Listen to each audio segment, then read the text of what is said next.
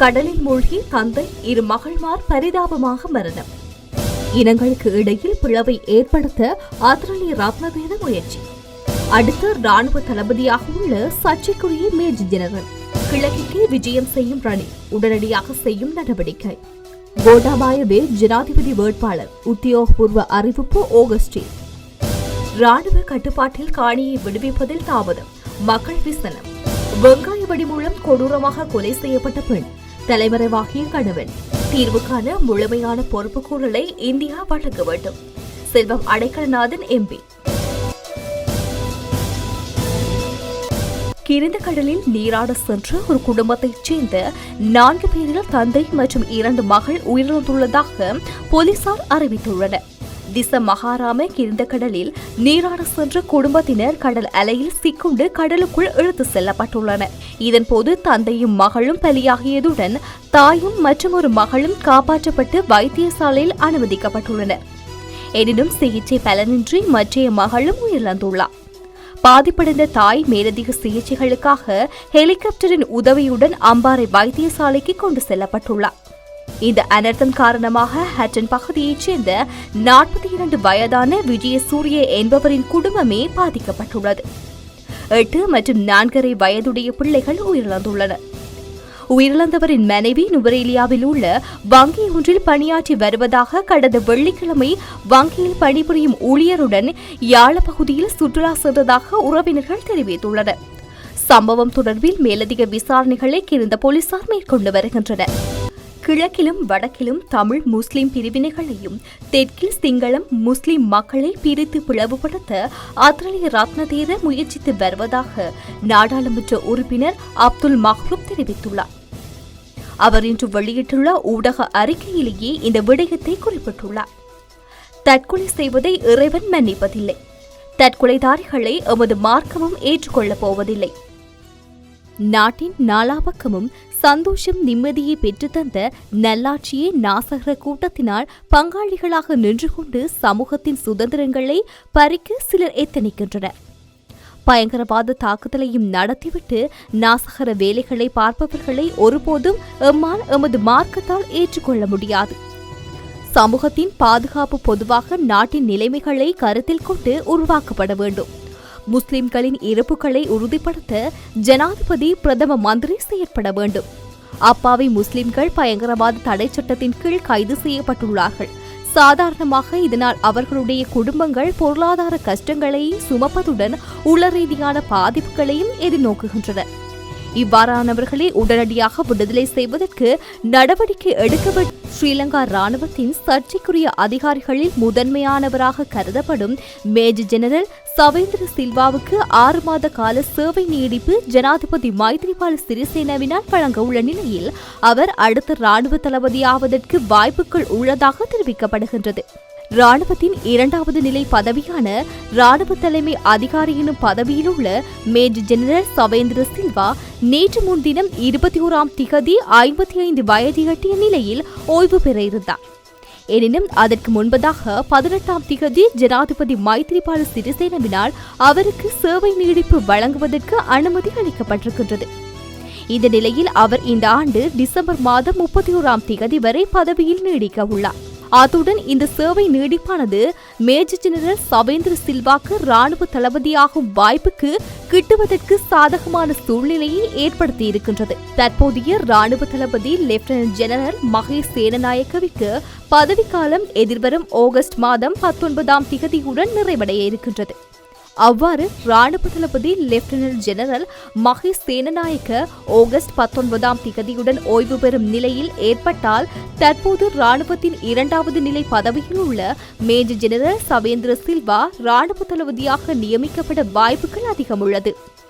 மேலும் major general Shavendra Silva December 31ஆம் திகதி வரை பதவியில் இருக்கப் போகின்றார். அதற்கு முன்னதாக டிசம்பர் 7ஆம் திகதிக்குள் ஜனாதிபதி தேர்தலும் இடம்பெறவுள்ளது. இந்த நிலையில் புதிய ஜனாதிபதியாக தெரிவாகிறவர் யார் என்பதை பொறுத்து மேஜர் ஜெனரல் சவேந்திர சில்வாவின் எதிர்காலம் தீர்மானிக்கப்படும் என குறிப்பிடப்படுகின்றது. எனினும் கோட்டாபாய ராஜபக்ச ஜனாதிபதி தேர்தலில் போட்டியிட்டு வெற்றி பெறுவாராயின் நிச்சயம் மேஜர் ஜெனரல் சவேந்திர சில்வாவை அடுத்து ராணுவ தளபதியாக நியமிக்கப்படுவார் என இப்போது செய்திகள் வெளியாகின. பிரதமர் ரணில் விக்ரமசிங்கே எதிர்வரும் 27ஆம் திகதி திருகோணமலை மாவட்டத்திற்கு விஜயம் செய்ய உள்ளதாக தெரியவந்துள்ளது. திருகோணமலைக்கு விஜயம் செய்யும் ரணில் பல்வேறு அபிவிருத்தி திட்டங்களை பொதுமக்களிடம் கையளிக்க உள்ளார் என தேசிய கொள்கைகள், பொருளாதார அலுவல்கள், மீள்குடியேற்ற புனர்வாழ்வளிப்பு அலுவல்கள் அமைச்சின் செயலாளர் வி. சிவஞானம் தெரிவித்துள்ளார். திருகோணமலை மாவட்டத்திற்கென ஒதுக்கப்பட்ட 1000 வீடுகளில் முதல் கட்டமாக 400 வீடுகளின் நிர்வாகப் பணிகள் நிறைவு செய்யப்பட்ட 200 வீடுகளில் பிரதமர் பொதுமக்களிடம் கையளிக்க உள்ளார். இதே நேரம் இந்தியாவில் இருந்து தாயகம் திரும்பிய ஏதிலிகளின் புள்ளிகளின் அடிப்படையில் முன்னுரிமை அளிக்கப்பட்ட 450 குடும்பங்களில் 1 மில்லியன் ரூபாய் செலவில் வீடுகளை அமைப்பதற்கான பயனாளிகளின் தெரிவு சான்றிதழ்களும் வழங்கப்பட உள்ளன. அத்துடன் வடமாகாணத்தில் 378 தொண்டராசிரியர்களுக்கு, கிழக்கு மாகாணத்தில் 739 தொண்டராசிரியர்களுமான நிரந்தர நியமனங்களும் வழங்கப்பட உள்ளதாக அமைச்சின் செயலாளர் வி. சிவஞானம் குறிப்பிட்டுள்ளார். அடுத்த ஜனாதிபதி தேர்தலில் முன்னாள் பாதுகாப்பு செயலாளர் கோட்டாபாய ராஜபக்சவையே வேட்பாளராக களமிறக்குவோம் என நாடாளுமன்ற உறுப்பினர் உதய கமன்வில தெரிவித்துள்ளார். மேலும் ஆகஸ்ட் 11ஆம் திகதி இதனை உத்தியோகபூர்வமாக அறிவிப்போம் என்றும் இதில் எந்தவித சிக்கலும் இல்லை என்றும் அவர் தெரிவித்துள்ளார். கண்டியில் வைத்து ஊடகங்களுக்கு கருத்து தெரிவிக்கும் போதே அவர் இதனை தெரிவித்துள்ளார். இதேவேளை அவசரகால சட்டம் தளர்த்தப்படுமாக இருந்தால் நாட்டின் பாதுகாப்பு நிலைமை மேலும் பலவீனமடையும். ஈஸ்டர் தாக்குதல் குறித்து 2 மாதங்கள் கடந்தும் இவ்வாறான தாக்குதல்கள் இனியும் இடம்பெறாமல் இருக்க அரசாங்கத்தினால் எந்தவொரு சிரமமான நடவடிக்கையும் எடுக்க முடியாமையிட்டு நாம் கவலை அடைகின்றோம். பயங்கரவாத அமைப்புகளுக்கான தடை மற்றும் முகத்தை முழுமையாக மறைக்கும் ஆடைகளுக்கான தடை என்பன கூட அவசரகால சட்டத்தின் கீழ்தான் அமுல்படுத்தப்பட்டுள்ளது. அடுத்த மாதமே நாட்டின் பாதுகாப்பு நிலைமை சீராகிவிட்டது என குறிப்பிட்டு அவசரகால சட்டம் தளர்த்தப்படுமாக இருந்தால் தற்போது பயங்கரவாத அமைப்பாக தடை செய்யப்பட்டுள்ள அமைப்புகள் அனைத்தும் சாதாரண அமைப்புகளாகிவிடும். இதனால் கைது செய்யப்பட்டவர்களையும் விடுதலை செய்ய வேண்டிய நிலை ஏற்படும். அதேபோல் குறித்த ஆடைகளுக்கான தடையும் இல்லாமல் போய்விடும். இந்த விடயம் குறித்து 2 அரசியல் தரப்பும் சிந்தித்து செயல்பட வேண்டும் என்பதுதான் எமது வேண்டுகோளாக இருக்கின்றது. அரசியல் வேறுபாடுகளை மறந்து நாட்டின் பாதுகாப்புக்காகவும் எதிர்கால சந்ததியினரின் நன்மைக்காகவும் ஒன்றிணைந்து முடிவுகளை எடுக்க வேண்டும். மத்ரஸ பாடசாலைகள் தொடர்பில் இன்று பல கேள்விகள் எழுந்துள்ளன. இவை தொடர்பாகவும் அரசாங்கம் நடவடிக்கைகளை மேற்கொள்ள வேண்டும். இவ்வாறான நிலைகளில் நாட்டில் இன்னும் அபாயமான நிலையில் பயணித்துக் கொண்டிருக்கின்றது என்று தெரிகின்றது. அடிப்படைவாதிகளின் பணம் அவர்களின் வாக்குகளுக்கு அடிபணிந்தால் இந்த அரசாங்கம் செயற்பட்டு வருகின்றது. முன்னாள் அமைச்சர் ரிசாட் பதியுதீன் குற்றவாளி என நாம் பல்வேறு ஆதாரங்களை முன்வைத்துள்ளோம். ஆனால் அவரிடம் 2 மாதங்கள் கடந்தும் எந்த விசாரணையும் மேற்கொள்ளவில்லை. எனினும் இவர் மீண்டும் அமைச்சர் பதவியை பெற்றுக்கொண்டால் நாம் நிச்சயமாக அவருக்கு எதிரான நம்பிக்கையில்லா பிரேரணையை கொண்டு வருவோம். ஜனாதிபதி இந்த விடயம் தொடர்பாக கவனம் செலுத்த வேண்டும். உண்மையில் அந்த அரசாங்கம் தற்போது இந்த நாட்டுக்கு சாபமாகத்தான் இருந்து வருகின்றது. இதனால் நாம் நிச்சயமாக அடுத்த ஜனாதிபதி தேர்தலில் கோட்டாபாய ராஜபக்சவை தான் வேட்பாளராக களமிறக்குவோம். ஆகஸ்ட் 11ஆம் திகதி இதனை உத்தியோகபூர்வமாக அறிவிப்போம். இதில் எந்தவொரு சிக்கலும் இல்லை என்பதையும் நாம் இங்கு கூறுகின்றோம் என குறிப்பிட்டோம். வலிகாமம் வடக்கு தையிட்டி J250 கிராம சேவையாளர் பிரிவில் ராணுவ கட்டுப்பாட்டில் உள்ள காணியை விடுவிப்பதற்கு ராணுவத்தினர் வெளியேறிய போதும் காணி விடுவிப்பது 2 மாதங்களாக தாமதப்படுத்தப்பட்டுள்ளதாக தெரிவிக்கப்படுகின்றது. கடந்த ஏப்ரல் 19ஆம் திகதி ஜனாதிபதியின் யாழ் வருகையின் போது விடுவிக்கப்படும் என கூறப்பட்டுள்ளது. எனினும் பின்னர் ஏப்ரல் 21 குண்டுவெடிப்பினால் தாமதமடைந்த நிலையில் தற்போது நாடு வழமைக்கு திரும்பியிருந்த போதும் இதுவரை விடுவிக்கப்படவில்லை என தெரிவிக்கப்படுகின்றது. கடந்த மாதம் யாழ் ராணுவ கட்டளை தளபதி நிகழ்வொன்றில் உரையாற்றிய போது இந்த காணி இம்மாதம் விடுவிக்கப்படும் என தெரிவிக்கப்பட்டுள்ளது. ஆனால் இம்மாதம் முடிவடையும் நிலையில் இதுவரை காணி விடுவிக்கப்படாது.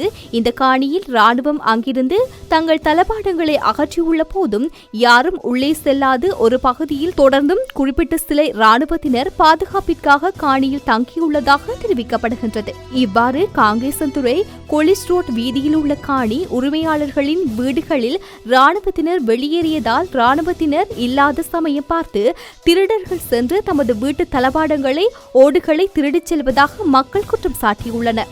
குறித்த காணியை விடுவிக்க வேலி வடக்கு பிரதேச செயலாளர் அரச அதிபர் ஆகியோர் ஏன் ராணுவ உயர் அதிகாரியுடன் பேசி காணியை விடுவிக்க உரிய நடவடிக்கை எடுக்கவில்லை என காணி உரிமையாளர்கள் கேள்வி எழுப்பியுள்ளனர். தொடர்ந்தும் ஏமாற்றாது மாத இறுதிக்குள் காணியை விடுவிக்க அதிகாரிகள் நடவடிக்கை எடுக்குமாறு மக்கள் கோரிக்கை. வவுனியா செட்டிக்குளம் பகுதியில் குடும்ப பெண் ஒருவர் வெங்காய வெடி மூலம் கொடூரமாக கொலை செய்யப்பட்ட சம்பவம் ஒன்று பதிவாகியுள்ளது. 40 வயதுடைய 4 பிள்ளைகளின் தாயாரான ரவிச்சந்திரன் அந்தோணியம்மாள் என்ற குடும்ப பெண்ணை இவ்வாறு கொலை செய்யப்பட்டுள்ளார். மிருகங்கள் வேட்டையாடுவதற்கு பயன்படுத்தப்படும் வெங்காய வெடி என்று அழைக்கப்படும் வெடிபொருள் மூலம் குறித்த பெண் கொலை செய்யப்பட்டுள்ளதாக போலீசார் தெரிவித்துள்ளனர். குறித்த வெடியினை அவரது தலைப்பகுதியில் வெடிக்க வைக்கப்பட்டுள்ளதாக தெரிய வருகின்றது. சம்பவ இடத்திற்கு விரைந்த வவுனியா மாவட்ட நீதிமன்ற நீதவான் சடலத்தை நேற்று முன்தினம் பார்வையிட்டதுடன் பிரேத பரிசோதனைக்காக சடலத்தை வவுனியா மாவட்ட பொது வைத்தியசாலைக்கு அனுப்பி வைத்துள்ளார். இக்கொலை தொடர்பாக குறித்த பெண்ணின் கணவர் தலைமறைவாகியுள்ள நிலையில் செட்டிக்குள போலீசார் நேற்றைய தினம் மோப்பநாயின் உதவியுடன் வீட்டிற்கு அருகேயுள்ள காட்டுப்பகுதியில் சந்தேக நபரை தேடும் பணியில் ஈடுபட்டு வருகின்றனர். குறித்த பெண் வெங்காய வெடி மூலம் கொலை செய்யப்பட்டுள்ளார் எனவும் குறித்த கொலையாளி அந்த வெடிபொருள் மூலம் படுகாயமடைந்த நிலையிலேயே தப்பியுள்ளார் என்று செட்டிக்குள போலீசார் தெரிவித்தனர். இதேவேளை கணவன் மனைவி ஆகிய இருவருக்கும் இடையில் நீண்ட நாட்களாக முரண்பாடு காணப்பட்டதாகவும் தெரியவர். இனப்பிரச்சினைகளுக்கு தீர்வு காண்பதில் இந்தியாவின் பங்கு இருக்க வேண்டும். தீர்வுக்கான முழுமையான பொறுப்புக்கூறலை இந்தியா வழங்க வேண்டும் என குழுக்களின் பிரதி தலைவரும் வன்னி மாவட்ட நாடாளுமன்ற உறுப்பினருமான செல்வம் அடைக்கலநாதன் தெரிவித்துள்ளார். எங்களை பொறுத்தவரையில் 13வது திருத்தச் சட்டம் ஒரு அடிப்படை, அது தீர்வல்ல. தீர்வு என்பது சமஷ்டியாகத்தான் இருக்க வேண்டும். ஒரு சிலரின் செயற்பாடுகள் காரணமாக ஒட்டுமொத்த தமிழ் தேசிய கூட்டமைப்பின் மீதும் பொய்யான செய்திகள், குற்றச்சாட்டுகள் முன்வைக்கப்படுகின்றது. எவ்வளவோ விலைகளையும் உயிர்களையும் தீர்வாக கொடுத்தவர்கள் நாங்கள். 13வது திருத்தச் சட்டத்தை இந்தியாவிடம் கோருவதோ அல்லது அதை பொறுப்பேற்பதற்கோ தமிழ் தேசிய கூட்டமைப்போ அல்லது நாங்களோ செயற்படவில்லை. 13வது திருத்தச் சட்டத்திற்குள் முடக்குவதை நாங்கள் ஏற்கவில்லை. இனப்பிரச்சினை குறித்து பேசுவதற்கு 13வது திருத்தச் சட்டம் ஒரு அடிப்படை, அது ஒரு அத்திவாரம். தீர்வு என்பது அதற்கு அப்பால் செல்ல வேண்டும்.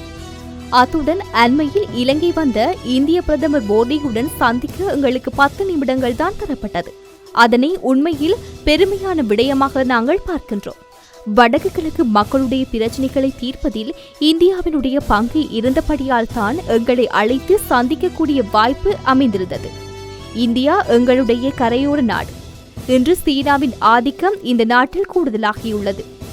இந்தியாவினுடைய பாதுகாப்பு என்பது எங்களுடைய கரையோர பகுதியில் தங்கியுள்ளது. இந்தியாவின் பாதுகாப்புடன் பின்னி பிணைந்த பகுதியாக வடக்கு கிழக்கு அமைந்திருக்கின்றது. இந்த நிலையில் எங்களுடைய இனப்பிரச்சினை தீர்வு காண்பதில் இந்தியாவுக்கு பங்கு இருக்க வேண்டும். தீர்வுக்கான முழுமையான பொறுப்புக்கூறலை வழங்க வேண்டும் என்பது எனது கருத்து. பிரதமர் மோடி அவர்கள் வெற்றி பெற்று குறுகிய நாட்களுக்குள் ஏற்படுத்திய அந்த சந்திப்பு மூலம் இந்தியாவுடனான உறவு பலப்படுத்த வேண்டும் என்ற செய்தியே வெளியிடப்பட்டுள்ளது. ஆகவே நாங்கள் தொடர்ச்சியாக இந்திய பிரதமரையும் தமிழ்நாட்டு தலைவர்களையும் சந்திப்போம். எங்கள் தொடர்பான ஒரு எழுச்சியை தமிழ்நாடு கொண்டிருந்தால்தான் டில்லி அரசாங்கத்தையும் நல்வழியில் கொண்டு வர முடியும். அந்த வகையில் நாம் தமிழ்நாட்டையும் பயன்படுத்த வேண்டும் என்றார்.